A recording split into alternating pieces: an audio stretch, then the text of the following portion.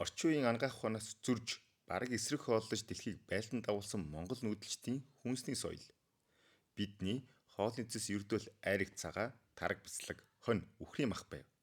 Элдвч чамин ногоо үр тариа байхгүй, химийн боловсруулалттай хүнс огт байсангүй. Хоолтын 80 гаруй хувийн цэвэр мах сүүн бүтээгдэхүүн. Барууны эрдэмтэд манай нүүдэлчдийг судлаад уулга алдан цочрдсон байдаг.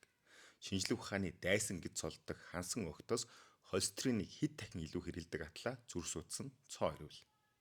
Тэр үед бидэнд чихрийн шижин, тархалалт, хорт авдар гэх аюул байсангүй. 90 нас хүртлээр хурц ухаантай эрүүл чирэг биетэй амьдардаг байв. Гэвч соёл иргэншил хөгжил дагаж суурин амьдрал шилжин элдв амттан чихэр трансдос боловсруулсан хүнс рүү хошуурснаар ердөө ганцхан үеийн дотор бид архаг өвчтний уурхай болсон. Энэ бол буруу хоолтын үр дагавар.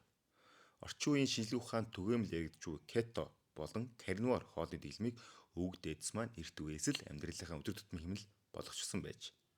Эрүүл амьдралын нүс гадны элдв чамирхалд биш, уламжлалт хүнсэнд мэн бий. 5 хоног тархины мацгаар элдвэдэл жингээ хасч эрүүлжин залууж чухал ох гэж бичээрэй. Эсвэл доорх линкээр хэлбэрхаа мөртгүүлж болно.